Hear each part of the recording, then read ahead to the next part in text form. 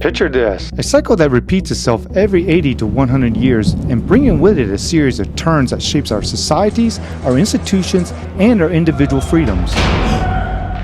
Well, welcome to the world of the fourth turning. A theory that was devised by William Strauss and Neil Howe way back in 1997. These guys, they shook up the scene by suggesting that history doesn't just move forward in a straight line. Instead, they claim that it moves in a pattern of 4 distinct turnings. So what are they? Well, first up, we got the first turning, which is also called high. Now imagine it as the morning after a wild party where you're cleaning up all the mess and you're trying to get things back in order. And this is typically the time of rebuilding and stability after a major crisis. Think post-World War II, for instance. Economies were buzzing. American women often have the deciding voice in whatever we come to buy. Infrastructure was sprouting and a sense of unity was in the air. But get ready for the second turning, which is also called awakening. And it's like that rebellious phase that many of us go through, where we question authority and traditional norms. Now, the 1960s and the 1970s, they both fit the bill here, with flower power, civil rights movements, and rock and roll challenging the status quo. And it's all about personal authenticity and reshaping cultural value. But hold tight for the third turning.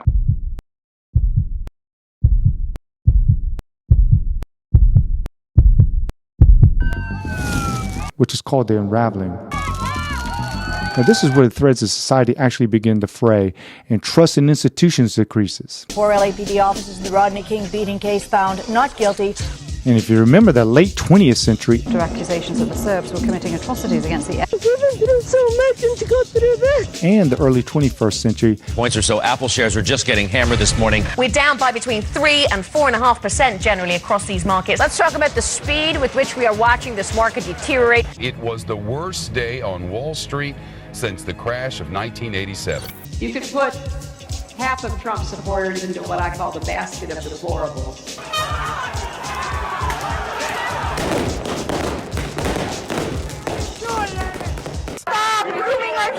Parents against the assembly wearing shirts that say no sexualizing our kids and parental choice matters.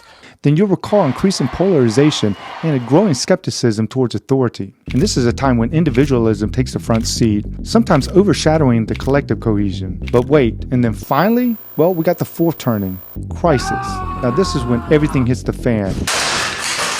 There's major upheavals, there's collapses of institutions, another bank, another shoe drops, and existential threats that come knocking. Rate rises, inflation, the war in Ukraine, and the end of COVID. And it's not for the weak or the faint of heart. That's because a fourth turning is like a societal pressure cooker, and it plays a crucial role in reshaping society and setting the course for the subsequent cycles of turnings, which are high, awakening, and unraveling. Now, even though nobody knows when the next dates for the fourth turning are, many people actually speculate that we're in that phase of the macro cycle right now. But remember that the fourth turning, well, it's not without its critics either. Some folks argue that it's a little bit too neat and tidy for the messy reality of history after all. And so while the fourth turning might not be the ultimate crystal ball, it does offer a fresh perspective on how we actually navigated through crisis, change, and rebirth in the past. And who knows, maybe we're just all characters in a grand historical drama playing our roles in a cosmic cycle that's been unfolding for centuries.